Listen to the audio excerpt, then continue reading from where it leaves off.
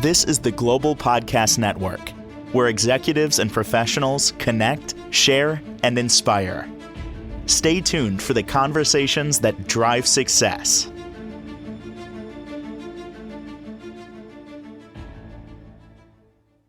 And welcome back, everyone. This is potentially going to give you clues into why you do what you do, why you experience certain things in your life. And interestingly, it comes from your lineage, passed down through generations. Why we're potentially dealing with a lot of challenges in our life, i.e., traumas that we need to heal from, whether you want to realize that you have traumas or not, we all do. And we've identified that in previous times when we've gotten together with her. Intergenerational trauma and healing is what we're going to dig into today. She offers psychotherapy, many different modalities to help get this done, including hypnotherapy. And she is the woman behind Pressman and Associates out of New Jersey. Miriam Rosario is back on the program. How are you doing today? I'm doing great. How about yourself? Eager to learn. Eager to learn because I started digging into this for myself in the past year. And there are lots of connections over generations as to why we do what we do, right? There's absolutely is, yeah. Hmm. How is it passed down? Like these things that, let's say our family dealt with two generations back, just picking anything hypothetical. How is that? Is it passed down through like DNA? It can be. It's passed down through genes and it's passed down through the behaviors and what we witness with our caregivers. So it could be a history of family abuse, it could be addictions and how they never healed from that. And so then it gets sort of handed down through the generations, the dysfunction of it. So would you say that the way your parents parented is probably based on the way they grew up and the generation before that, if it's not in your DNA passed on, it's passed on through those values and the way they understood life. Yes, because back then there weren't books on how to parent, or there weren't books on how to process through trauma. And back then there was always what is the word? Um, it was always something against doing therapy, right? Whatever Right. happens in the house stays in the house within the family. You don't talk about it, and you present a perfect picture. Yeah. Yeah. Well, yes. I mean, let's get that out of the way. Yeah, it was only 10, 15 years and before, Hmm. and then generations before that. You say Right. those two words, mental health, right away. It's like, oh, somebody's got a little problem. Oh, I don't know if they want to talk about it. No, you take care of your physical health, your mental health. But yeah, there was that a stigma attached to it that Stigma. Thank you. That was the word I was looking for. so sad. Yeah, but now we know. Right. And these things were, if you said the word trauma, yeah, you know what? I experienced trauma in childhood. If you said that 30 years ago, the police might show up at the door. And that's not what we're talking about. You know, Right. there's little tiny traumas that we may have experienced that pilot us now as adults. Um, Right. what else can you tell us about intergenerational trauma? Well, it can be, it changes the way that our genes are, but it is reversible if we seek mental health and we heal that. And then it prevents us from then passing it on from the generation that follows us. How do you know that you inherited this thing called trauma? Well, they're not understanding certain emotion patterns, not understanding certain fears, not being able to self-regulate, can be a big clue to that. So kind of classic where somebody may say, I don't know what it is. It's like I hear it from women, I hear it from men all the time. I have friends. Men, they'll say women are crazy. They're all crazy. Or women will say, there's no good men. I keep meeting the same ones, and they're just, insert word to describe. They're all losers, this, that, whatever it is. Is that also something that could be coming from inherited trauma?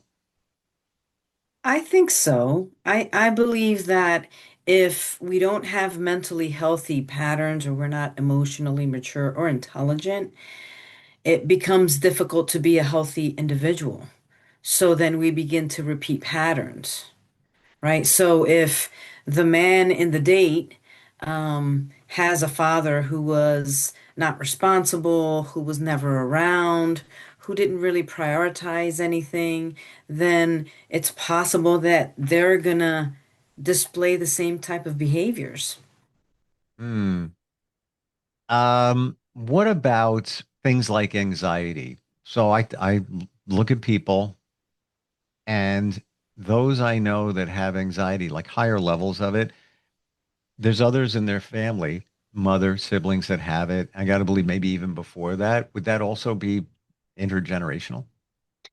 Yes, that would be intergenerational. I don't know how many times I've worked with a teenager and the parent, the mother or the father makes the appointment, and on the phone, they are very anxious. You can tell because they're asking questions, they're making sure everything is set. And then they're talking about their child as to being anxious and not understanding why, that the child is anxious, and they just want the child to be able to speak and learn how to put their emotions into words. And I Hmm. find it interesting because speaking with the parent, to me, it's obvious that it's passed down. Wow. You know, um, my mom was very overprotective. And then I had anxiety when I was a child. But when they used to say overprotective, I think that was just another word for anxiety. It Mhm. was just passed down. Is it those who have anxiety, is that coming from led by example, or is it usually something that is biological or chemical that's passed down? The short answer would be yes. Yes to all of that. Mm, Because what ends up happening is we repeat the dysfunctional relationship pattern, right? So if they are anxious about certain things and they are not communicating, you know, for example, showing the child how to process through it and how to talk about it, they're just feeling anxious, then the child becomes very anxious. Because kids are like a honing device, right? For the parent. So if you ever want to mm. know how you're feeling in front of a child, just watch the child's behavior because they will pick up on the behavior. And so what ends up happening is as we grow up, we don't get that explained and we're not in a healthy mental state, then we just repeat that and not understand where the anxiety comes from. We don't have the right coping mechanisms. You know, Miriam, I see this in a different light because coping mechanisms, you observe a parent or your parents, they both or one has anxiety. You think that that's the way it's supposed to be. So you just emulate it. You're at Right, that heightened state maybe all the time because to you as a kid, that's normal. That's the right, way it's supposed to be. It's right, not like anybody saying to you, "Are you, little Jimmy, take it easy, take a deep breath, calm down, relax." When a child is has some anxiety, they just keep doing what they're doing because that's what they saw. Now add the biological aspect, maybe chemically, and that probably even heightens that anxiety. right, right. And it does. And it does. But the good news is that we can reverse that. Sure. That's not a permanent thing. And it's through psychoeducation, it's through therapy. Hmm. How far back generationally could things be passed on? What do you think? What's your feeling? My feeling would be it can be as far back as, 5 generations ago, even Wow. more. Mm, I mean, our society today, we have self-help books that are good. And the thought of going to therapy is not such a stigma anymore. And we also have parenting books as well to help explain things. Yeah. So it just seems like back in the day when people were dealing with stuff, it was just passed from the next generation to the next generation because nobody knew what to do about it. Right. Hmm. Or were they even aware that it was a problem? Well, then there's that too. Probably not because nobody was talking about it. You couldn't Google it. You couldn't, even if you went to the library or picked up Encyclopedia Britannica to look it up, you don't even know what to look up. Right. Right. How do you Mm. even describe what you're feeling? Back then, nobody said walking around talking about anxiety. Nobody even know what that word meant, essentially. I'm talking generations back. Mm-hmm. Wow. Hmm. Yeah. Thankfully, there's you. Like hypnotherapy. What can we do here? How does this help people figure out what's going on and then heal from it? So with hypnotherapy and with therapy, the patient can learn how to rewrite their story and understand what a healthy pattern is, right? When I was a child, my father was an alcoholic. Or actually, what I've learned is he wasn't an alcoholic. He just had a very low tolerance to alcohol. So whenever he drank, his behavior changed. And when his behavior changed, in the house, he could become very aggressive and abusive. And when he didn't get the attention that he was seeking, he would then immediately try to commit suicide by throwing himself down the steps. Now, I'm one of six, and so we would watch that, and to me, in my household, that was very normal. This is what I'm saying. That was Yeah. very normal until I became educated and I started writing about it. And I had to write a paper in my graduate class. And as I'm writing it, I start bawling, and I'm not understanding the process of what's happening. But now I know it's because, you know what? That was a trauma and it affected me in ways that I have been working on to correct since then. I believe it. I Hmm. believe it. And thank you for being transparent about that. Watching a parent deal with that, looking for validation, looking for attention. And I'm not taking anything away from any parent. That probably came from the generation before, Right, right? And, right. we'll never know, but that there's a high probability of that. Um, but traumatic, just for a child Hmm. to witness it. But they don't know that there's a trauma in them Right. because at the time, yes, that's kind of normal. As a child, you're looking like, you know, that's grouchy again, whatever. Hmm. Wow. Um, how do you know when somebody comes before you, whether you might use, let's say, hypnotherapy? Well, before I do any kind of hypnotherapy, um, I like to get to know the patient a little bit. Well, I like to get to know them, period, from the beginning to see where they are and to see how they function. And then we talk about hypnotherapy and the different techniques that we can do in order to process through the trauma. And depending on what type of trauma that is, um, there are different techniques that work better and for the person. And granted, there may be some people hearing the word hypnotherapy and they're like, no, no, no, I'm not doing that. Not going to happen. Not letting you control my mind, which Right, is not what you're doing. But many have that perception until they better understand it. right. Um, what are some of the other ways that we can heal? Well, through talk therapy and understanding the difference in and learning the coping mechanisms on how to change the way that we think. There are, tapping. You can do EFT tapping to help reverse the trauma, and EMDR is also a technique, which I also consider EMDR to be part of hypnotherapy, but that is a trauma technique that also is very helpful with that.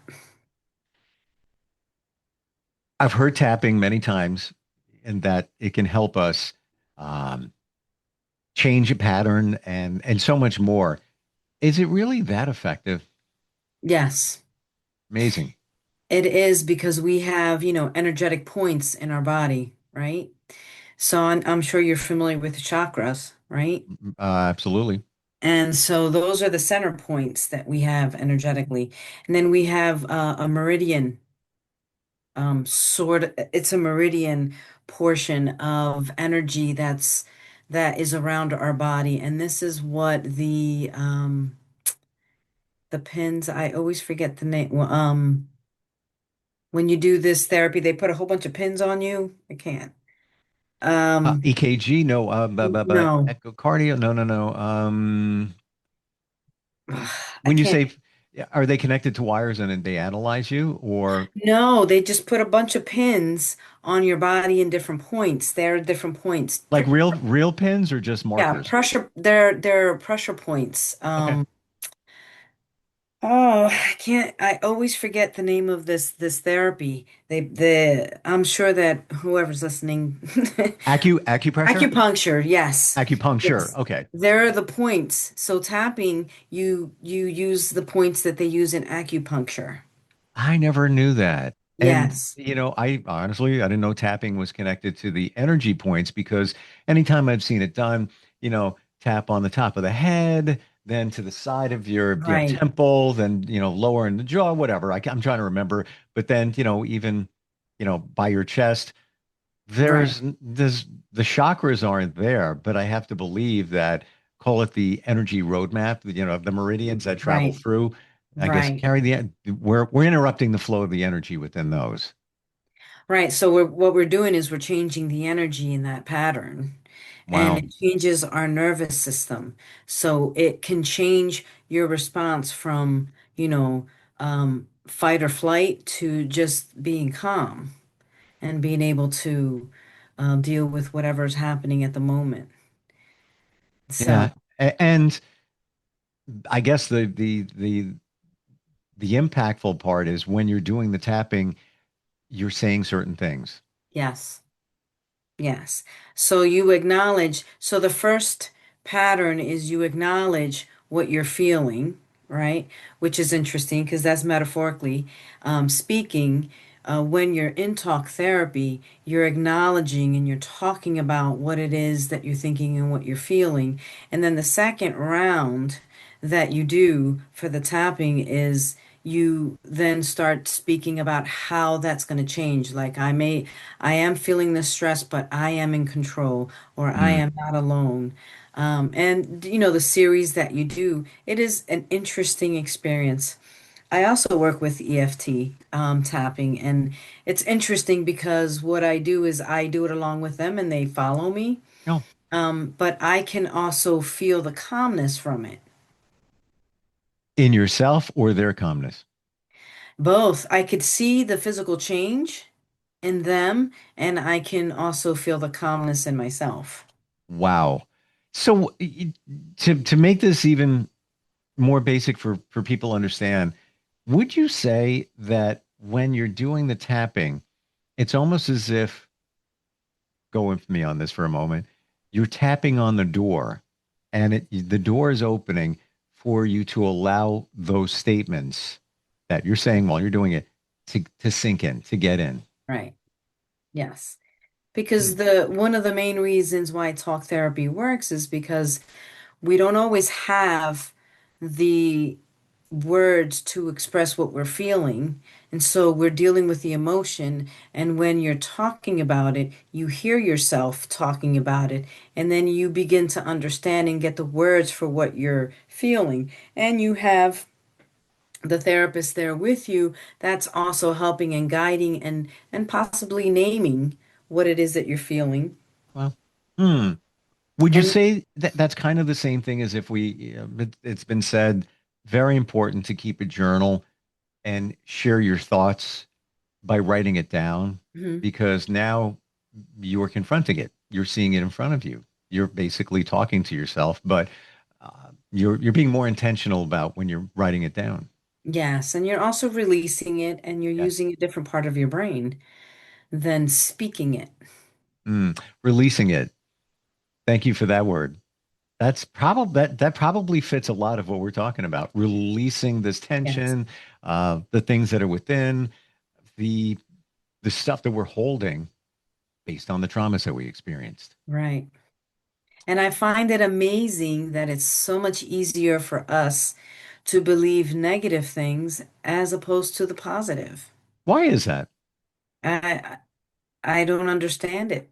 I don't understand it. If you can believe something that's negative, and it's really because of the state of mind that they're in, it's about learning how to shift that mindset, which is where affirmations come in, right?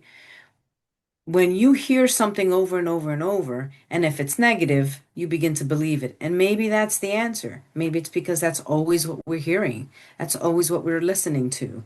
And nobody else is saying anything positive. So that when you're saying something positive, it's like, oh no, that doesn't feel right.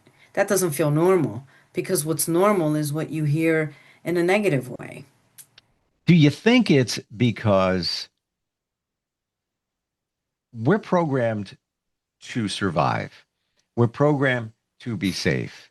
So the negative, we're always looking for the negative because it's a safety mechanism to be safe. Like, for example, I've heard, and I believe this in myself, when you think back to the very first memory, you got to really, back to the very first memory you have that comes up for you.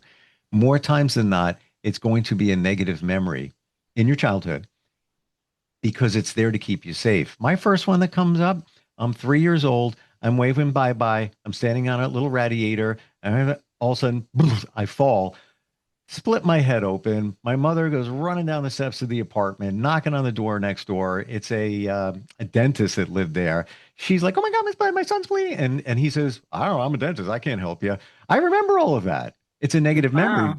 but it's almost as if, to keep me safe. Don't fall again. Like I wonder if it's the negative. We're programmed just from a safety standpoint. I think again it really depends on how we were raised and who had the influence because that's also trauma. That's a small trauma for you. And because it's a trauma, it's something that you're going to remember never to do again because you don't want to get hurt, right? Yeah, yeah, yeah. Oh my gosh. And Yeah, I could, if I could tell you the number of times I've hit my head, many times, even when I was in my 20s, accidents, stupid, silly things. But yeah, this is just a piece of what it takes to heal and move your life forward. But interesting conversation of how this goes back in our lineage. If somebody wants to really kind of pilot through this, all different modalities to help, best way to reach you, Miriam, how do we do that? you can go to the website www.pippna.com or you can call 856-548-9557. Thank you for today. A lot of validation for me in figuring this stuff out. Even the tapping thing. Hmm. I've seen it, I've watched it, I've even done videos and messed around with it, but never really knew that it was really addressing the energetic meridians in the body. And by the way, if you have a comment, you want to reach out, even if you want to be anonymous, instant feedback, Steve at gmail.com. We'd love to hear from you. Thank you for being here today. Okay. This is the Global Podcast Network, where executives and professionals connect, share, and inspire. Stay tuned for the conversations that drive success.